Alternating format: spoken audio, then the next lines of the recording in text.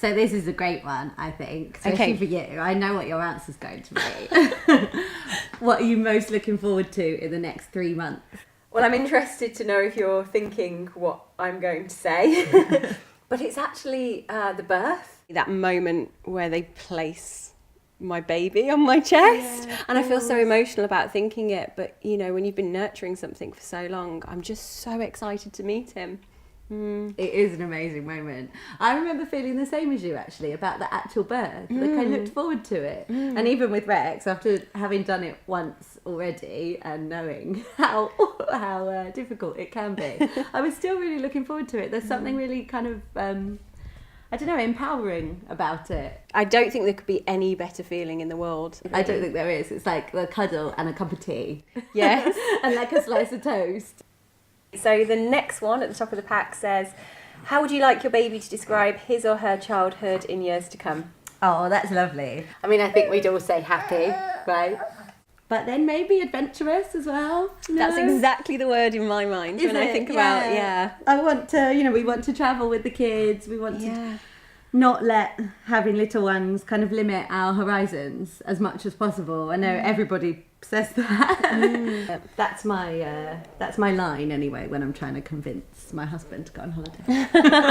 It's for the children. I think it's really important that it says how would you like, not like how are they going to, because if you do something wrong or you tell the kids off, I mean, I'm a little bit of a shouter, but I think that if I do shout at Marnie for something and then I kind of go away and I come back and I apologise, but I tell her that the reason I did it was because I was a little bit frustrated, or it gives them a model and it shows them that actually you don't have to be perfect. So almost, I guess, as a parent, you want to almost celebrate not being perfect. I'm not perfect and that's okay. Yeah, and you don't have to be either. You don't have to be. Yeah. Actually, I saw a question in here that I think leads into quite nicely, which is, this one.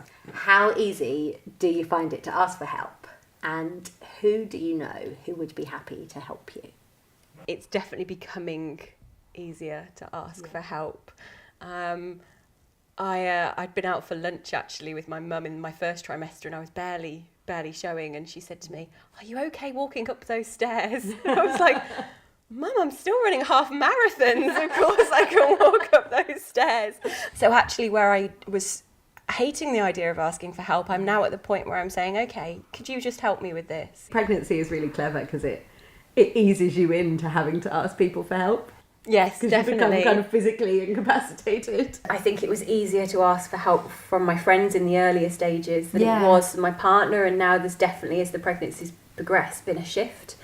But actually, I was just thinking about the fact that it's knowing who to turn to at what time. One for you, not for me. Okay.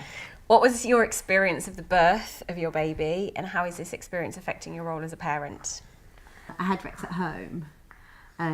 Literally here on this sofa, and I felt really, really supported. And I think having my husband here and him being so involved in the labour has actually affected the way we've parented together since Rex was born. Like, I think we've had a much more 50-50 split of who does what, which is something I hadn't really thought about until now. This time I've been much easier on myself. I just said, right, I'm going to be in bed for the next week. And it's such a good thing to do because the baby doesn't mind. Like, they don't need to go swimming on day 2, They just want to cuddle you. Yeah, absolutely. So would that be your advice? That the kindest thing you can do is to get into bed? Yeah, definitely. Thank you. Good advice. Yeah, take it. I will. I'm stocking up on pyjamas. Yes, exactly. It's a lovely excuse to buy really nice pyjamas, actually.